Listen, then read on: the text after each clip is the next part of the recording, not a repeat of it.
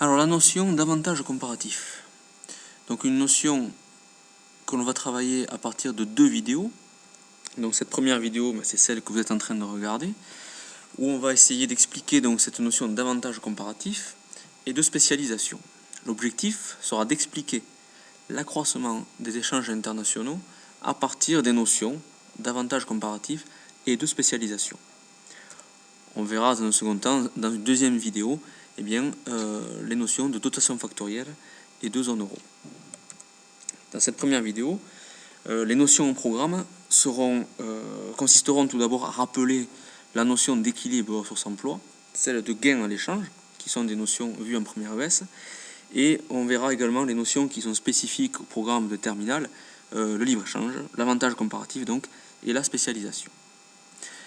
Alors on va commencer par partir d'une observation. On va observer l'évolution du taux d'ouverture de la France sur la période 1949-2014. Le taux d'ouverture, c'est un outil statistique qui sert à savoir est-ce que, oui ou non, l'économie, en l'occurrence ici l'économie française, est ouverte ou pas sur l'extérieur.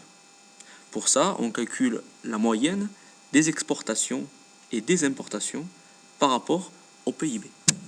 On constate, par exemple, que pour l'année 2014, la moyenne des exportations et des importations représente 29,61% du PIB français, ce qui correspond à une hausse de 16,2 points par rapport à 1949. On voit bien donc que l'économie française est de plus en plus ouverte sur l'extérieur.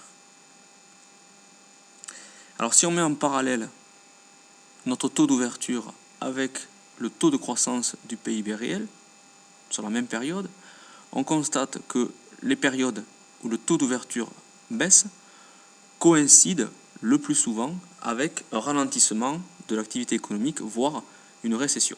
C'est ce qui se passe par exemple au moment du choc pétrolier au milieu des années 70, ou bien plus récemment à l'occasion de la crise des subprimes en 2008-2009.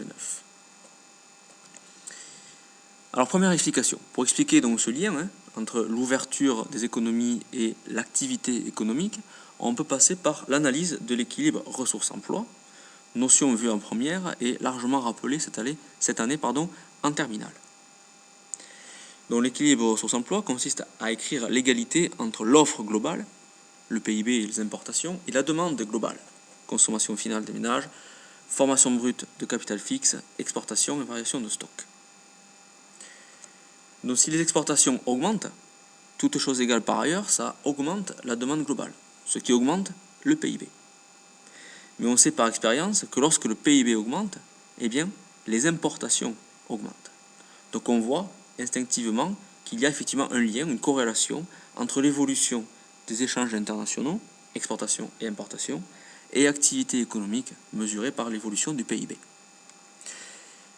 Ce qui va nous intéresser, nous, dans cette vidéo, c'est plutôt une deuxième explication qui consiste en l'analyse par les avantages comparatifs. La question qui se pose à nous est la suivante. Quel type de production exporter, ou dit autrement, quelle spécialisation retenir? Donc pour ça, on va partir d'un modèle inspiré des travaux d'un économiste. On va imaginer un basketteur bien connu, Michael Jordan, célèbre basketteur dans les années 90, qui gagne en faisant une publicité, peut gagner 10 000 $ de l'heure. Sauf que en faisant ça, il sera obligé d'embaucher Jennifer pour tondre sa pelouse. On comprend qu'il ne peut pas être à la fois présent sur le lieu de tournage de la publicité et chez lui pour tondre sa pelouse. Sauf qu'il devra payer Jennifer 50 $ de l'heure. Or, Jennifer travaille dans une enseigne de restauration rapide pour un salaire égal à 20 $ de l'heure. Donc elle aussi devra choisir entre tondre la pelouse de Michael Jordan ou continuer de travailler dans son restaurant. Donc sachant que, c'est une hypothèse importante, Michael Jordan tond sa pelouse 2 fois plus rapidement que Jennifer. Est-ce que celui-ci a intérêt à embaucher Jennifer? Donc a priori, non, on n'a a priori pas intérêt à faire faire à quelqu'un d'autre, ce pourquoi on est nous-mêmes plus efficaces. Essayons d'aller un peu plus loin. Premier cas de figure, Michael Jordan tond lui-même sa pelouse. Dans ce cas-là, on va comparer ce que Michael Jordan a à gagner et à perdre dans ce cas-là. Et même chose pour Jennifer. Donc Michael Jordan gagne 50$, c'est-à-dire que ce sont 50$ qu'il n'a pas à dépenser pour payer Jennifer, puisqu'il ne l'embauche pas. En revanche, il renonce à 10 000$. Le temps qu'il passe à tondre sa pelouse, c'est autant de temps qu'il ne passe pas à faire sa publicité. Donc, théoriquement, il perd 9 950$ de niveau de vie. Même raisonnement pour Jennifer, qui elle continue de travailler au McDonald's pour 20$ de l'heure. En revanche, elle ne gagne pas les 50$ qu'aurait pu lui proposer Michael Jordan. Ce qui revient à perdre en niveau de vie, ici 30$. Deuxième cas de figure, Michael Jordan embauche Jennifer pour tondre sa pelouse. On est dans ce deuxième cas dans un cadre de libre-échange. On suppose qu'aux États-Unis, il n'y a pas d'obstacle juridique ou économique visant à empêcher l'embauche par un particulier d'une personne pour tondre la pelouse. Même principe, cette fois-ci, Michael Jordan va faire sa publicité, il gagne donc réellement 10 000$. En revanche, il lui en coûte les 50$ qu'il verse à Jennifer.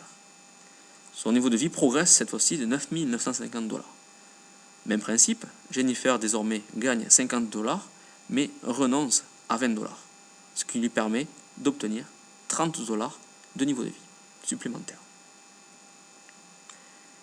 Donc oui, c'est la réponse à la question que nous avons posée au début. Même si Michael Jordan est plus efficace que Jennifer pour tondre sa pelouse, il a pourtant intérêt à le faire à Jennifer. Donc comment l'expliquer? Pour ça, il faut regarder ce qui se passe dans le cas où il n'échange pas. On constate que le coût d'opportunité de Jennifer, lié à l'absence d'échange, est plus bas que celui de Michael Jordan. C'est-à-dire qu'elle a moins à perdre à ne pas échanger. Dit autrement, Jennifer a un avantage comparatif dans la tonte de pelouse. Jennifer a donc intérêt à se spécialiser dans la tonte et Jordan dans le basketball.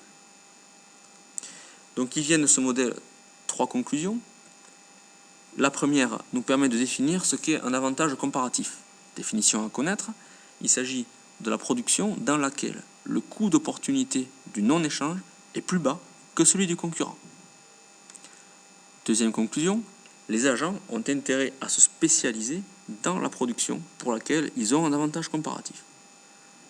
Troisième conclusion, le libre-échange est mutuellement avantageux pour les producteurs. Il y a des gains mutuels à l'échange car il les incite à se spécialiser dans leurs avantages comparatifs, ce qui a pour effet de stimuler les revenus et donc la croissance économique.